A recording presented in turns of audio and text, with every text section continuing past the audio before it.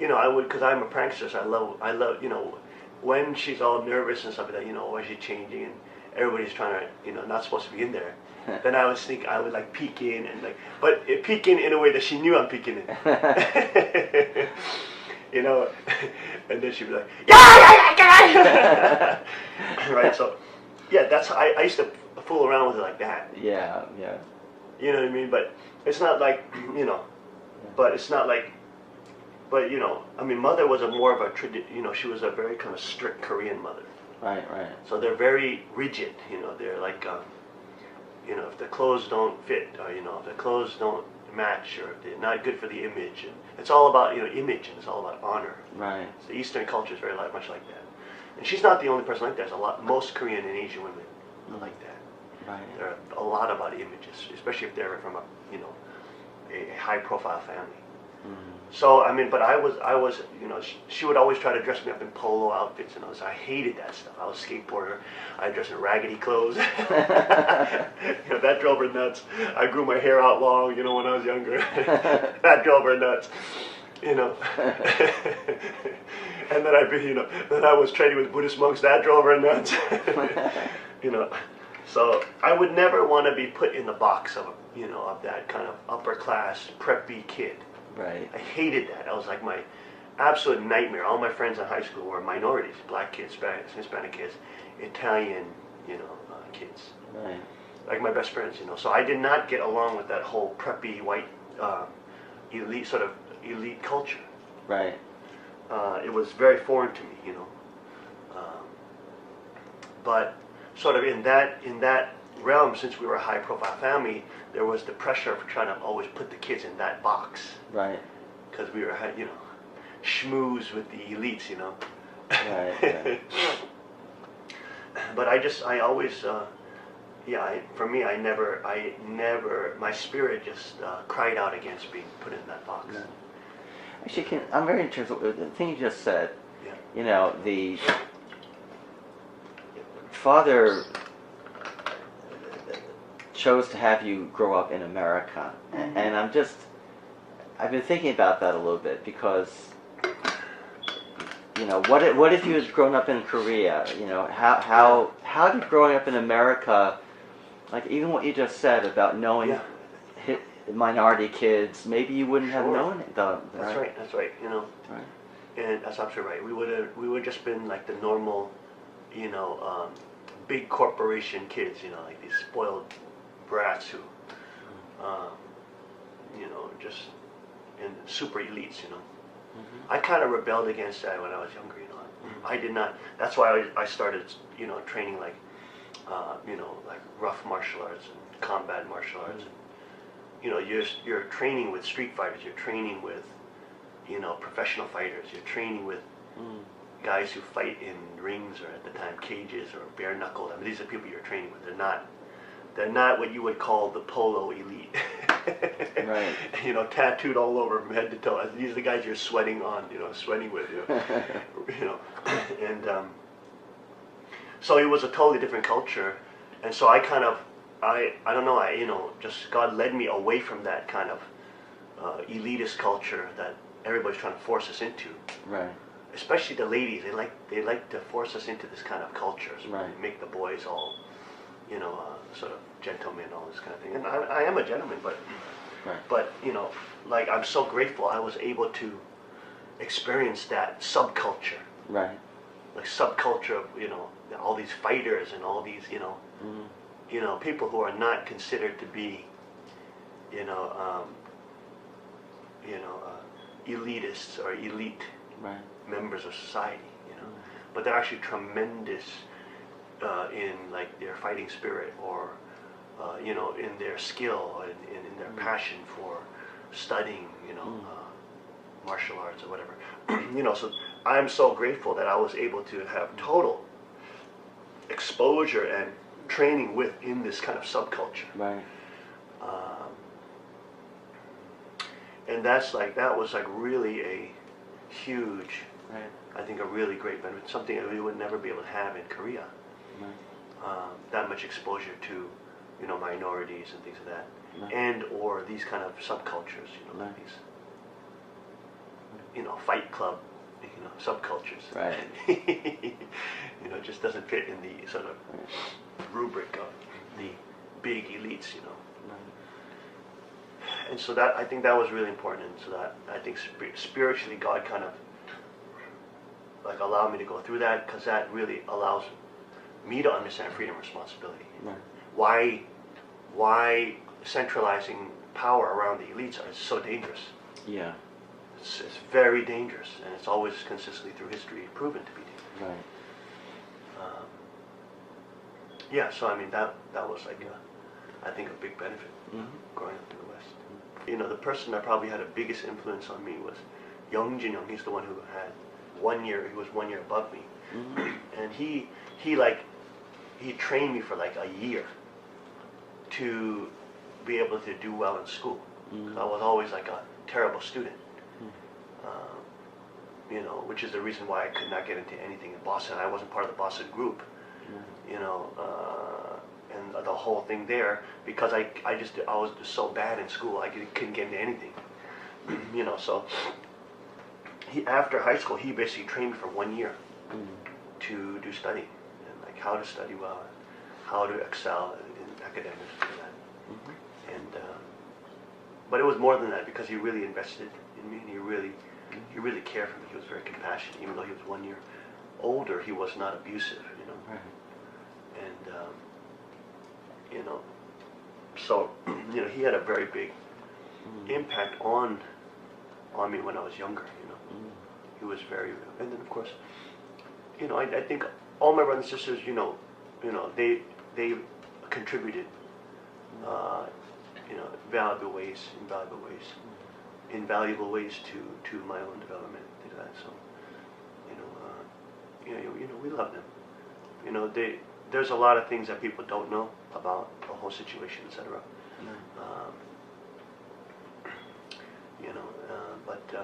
And it's easy to just jump on them and things like that. But in the end, there are also people that have to find faith too. Right. There are also people that have to find faith in Father, whether they believe in Him or not. But of course, that's when we were younger. Of course, when we were older, I think the most, obviously everybody knows, Kuk Jin Hyung is really, for me, he has a massive impact on me in terms of my own understanding of economics, about free markets, about understanding what freedom is, how valuable freedom is. Freedom Society, Father was so incredibly ecstatic and delighted when he was doing Strong Korea, Strong Japan, Strong America. Right. Like trying to help these countries become free again, and like watch out for these other powers that may come. Right. And so Father was absolutely delighted about those kind of, the identification of Archangel as government as Archangel. Right. That was a first.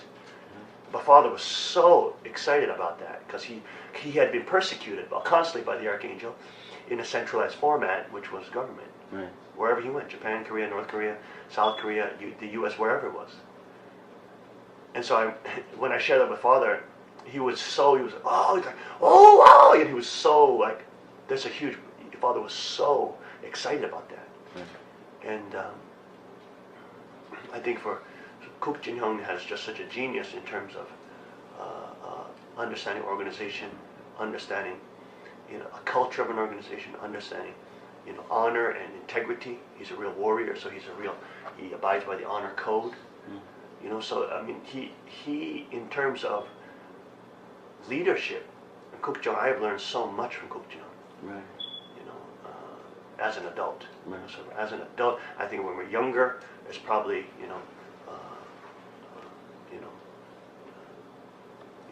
some other siblings at different times, but as an adult, learning from Kuk Jin Hyung and understanding what leadership is, and how to understand organization, and how to understand things like that, which is really a separate field, Right. from theology. Right. Learning about macroeconomics and things like that. That is a totally separate field. Right. But it's really important to understand.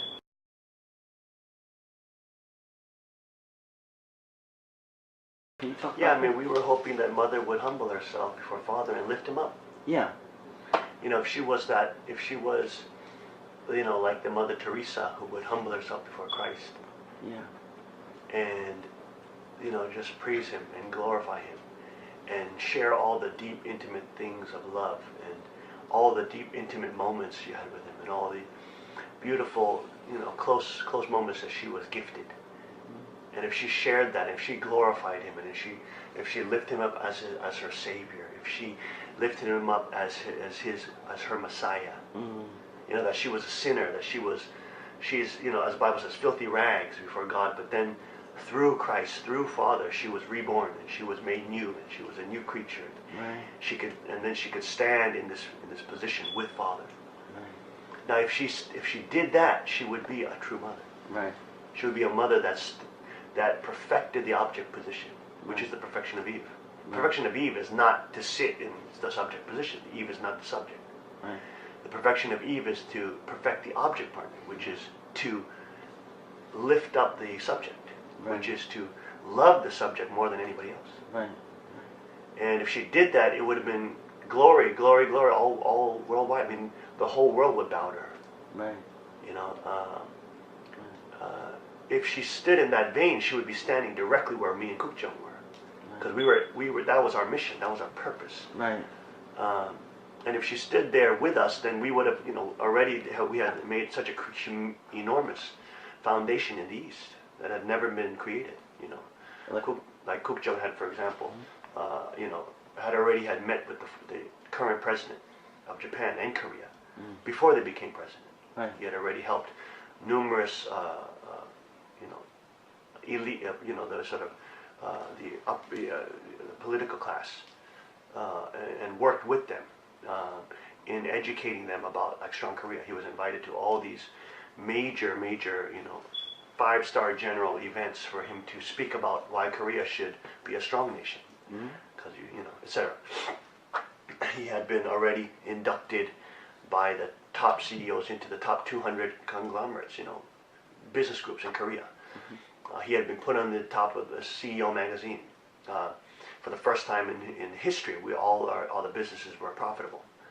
You know, so there was a massive shift, and so that's the whole upper, you know, the sort of the movers and shakers of Korea and Asia were already realizing that this guy was, you know, this guy is up and coming, massive up and coming leader. And you know, he was invited to different Samsung events and LG events. He ended up recruiting a lot of their people into the Cheran and things like that. Very, very highly capable people, you know. And so it was such a massive change, and this had never been done before. In Korea, you know, the businesses were abysmal.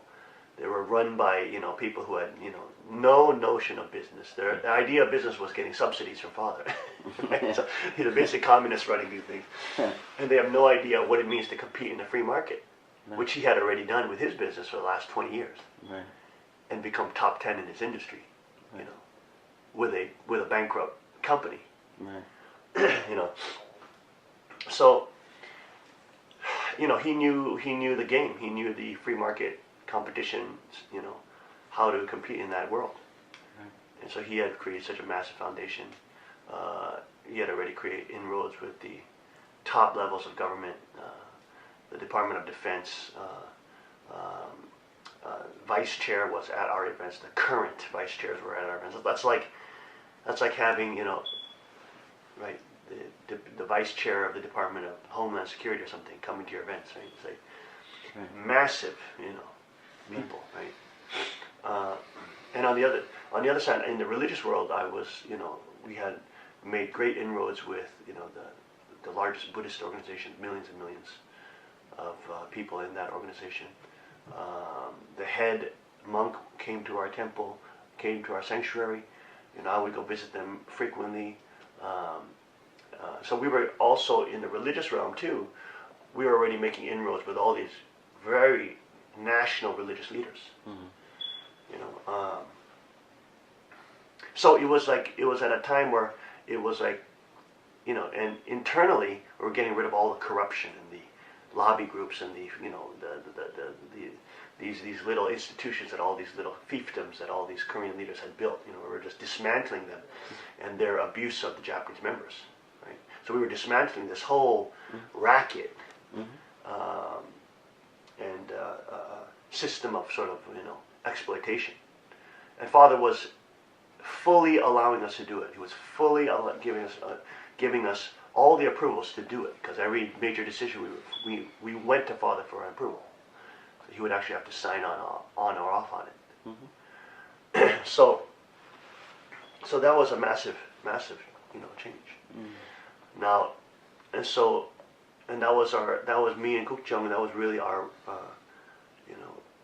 our sort of brotherly pact that we would work to free the people from the iron hand of these Korean leaders that created these systems over them. And then of course scapegoated Father as having done this, but Father really, he was not a micromanager. He would let people, he would do things and then bless people to do it, but then they would be able to create their own things. He would not micromanage everything. He's not a micromanager, control freak.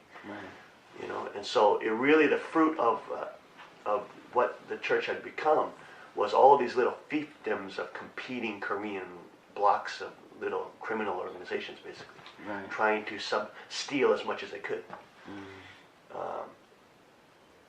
and then either scapegoat, Father or his family, either which way. So basically, that racket was being broken up, and Father was, he was totally allowing us to break that up. And basically, if she stayed in her position, if she lifted up Father, and she realized that her sons are working for the freedom of the people, boy, she would have had tremendous success. She would have tremendous victory. She would have been a tremendous woman.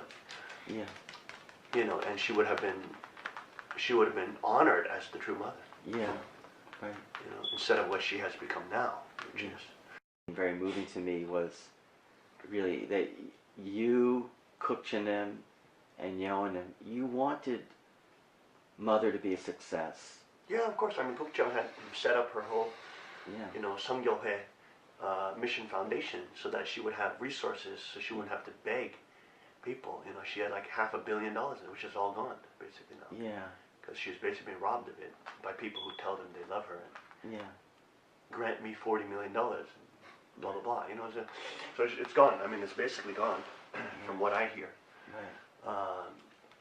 And you can of course see how they're trying to strangle even tighter and tighter the Japanese, harder and harder. So again, if she stayed in her position as the object and not lusted after a position which is not hers, then she would have been glorified. She would have perfected Eve. And that's the kind of tragedy, is that she, because of her lust of power, she fell and she lost that position. She lost the glory that she could have had. But that doesn't mean Father's victory is not over. The kingdom will come, but it will come through, not through blessing, but through tribulation, as Father.